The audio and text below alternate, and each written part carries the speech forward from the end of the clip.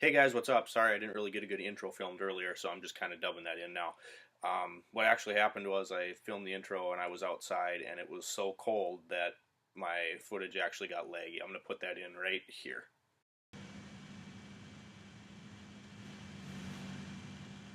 We're in the frozen tundra. So yeah, you can see what happened, and like I said, it started out looking like a pretty slow day in the shop. I live about 24 miles away from the Toyota dealership that I work at. 24 miles took me an hour and 10 minutes this morning. I was down to 25 miles an hour a lot of time on the interstate. You couldn't see anything. Like, if the tail lights in front of me wouldn't have been there, I probably would have just veered off right into the ditch because like you couldn't see. It was terrifying and definitely shouldn't have been on the road, but when I left it wasn't that bad. Got out in the open, it was horrible. Anyway, it turned out to be a pretty productive day. So I originally was going to do some things you could do to keep yourself busy in the shop when it is slow, but I just turned it into another time lapse right here for you, just to kind of show what happened a little bit. So you can kind of see how the shop goes. I'll put a snippet of that in here right now.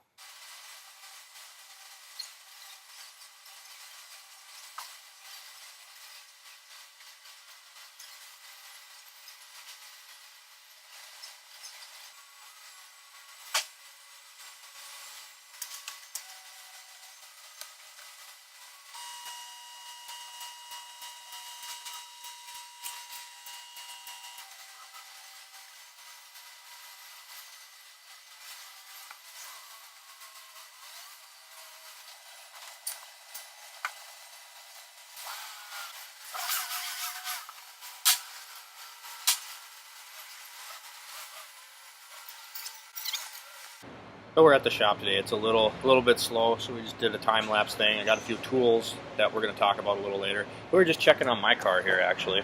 You can see this nice, beautiful skid shield that I made. Basically, what happened is not when I got stuck in the last video, but pretty close to that time, I ripped off the skid shield here, and ice actually built up in my cooling fan. It wouldn't spin, so I thought I wrecked the motor, but chucked it all out of there, got it all out of there, and it seemed to work just fine. So we took an old wheel well liner and zip tied it in. If it looks stupid and it works, it ain't stupid, right? So yeah. So we're actually going to run over to Harbor Freight really quick. They have a jump pack on sale with the coupon I can get for like 35 bucks, and maybe it's a piece of crap, maybe it's not. For 35 bucks, I figured I'd try it out. I'm just really sick of going to our two locations in the shop here where we're supposed to keep battery packs and they're not there. So then you go to test a battery or jump a car and it takes you forever. So we're going to try this out and see what happens.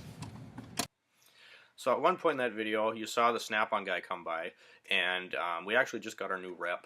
We were without a Snap-on dealer for like a year and a half, and it sucked because I have probably 70% Snap-on tools and 20% Mac. I actually built up a lot more Mac tools over the course of not having a Snap-on rep. And then we got a new rep, and so yeah, now we have a guy again. So I got a bunch of stuff warranted that I'd collected over the last year and a half. But with new tool rep means you're going to spend more money. And I know we touched on tools before. I'm a big believer in quality tools.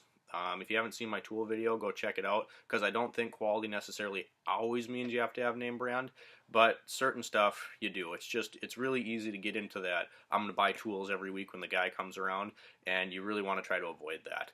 One thing I did pick up today, it's pretty cool. It's a Snap-on test light, but it's actually, there's no ground. You can see there's no ground wire. It actually grounds through you. So if you touch this bottom portion of the base here, I just got a little 9-volt battery.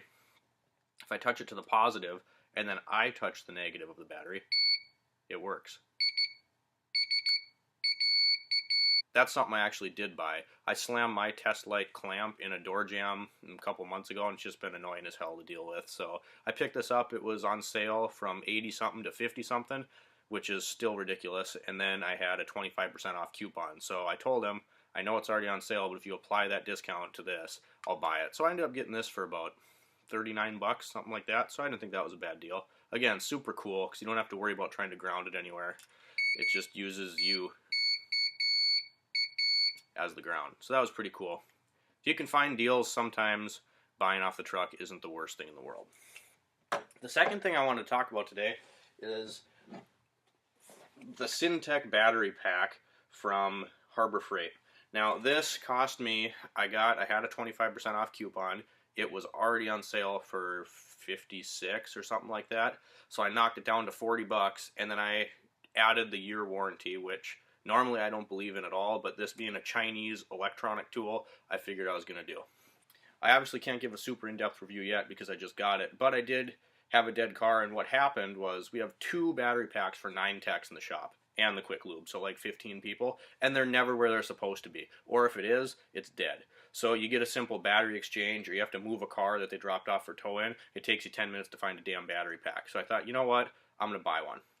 Well, stuff like this, I do think you should buy the good brand. You know, I wanted a Mac one, but for the amount of time that I use it, and I wasn't willing to spend $350. Is that probably have more peak amps and just a better quality tool in general than this? Absolutely. But you know, for the $48 I paid, that's a steal for 48 bucks, and it's actually pretty well made. I kind of thought some of these clamp ends and stuff would be like really hard plastic, you know, just cheap, and it's not at all. I mean, it's actually soft touch rubberized. The cables are nice and heavy. The only gripe I have is when you go to wind it up, you kind of got to put this on here first and then finish wrapping your cable. Otherwise it gets in the way. It's like this spot right here is a little tight.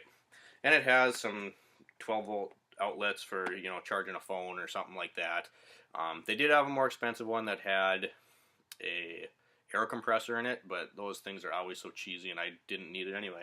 So yeah, but I mean, gives you a battery readout, so you can see right now if I push battery test, it's fully charged.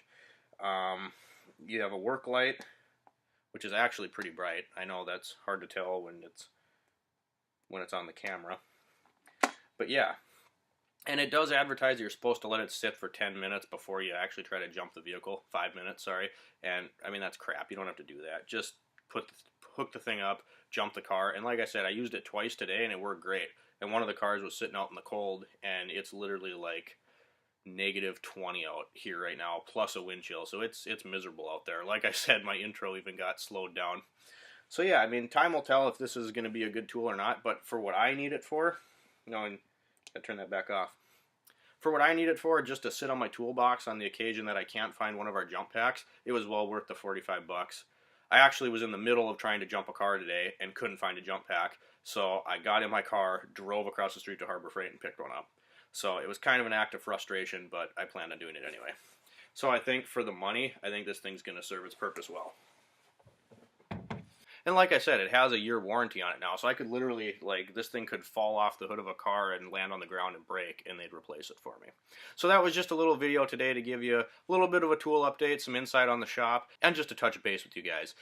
We have something with Quattro that's coming up in the next few days, and I thought I'd let you know we're going to have a new posting schedule. So we're going to post the weekly discussion every Monday.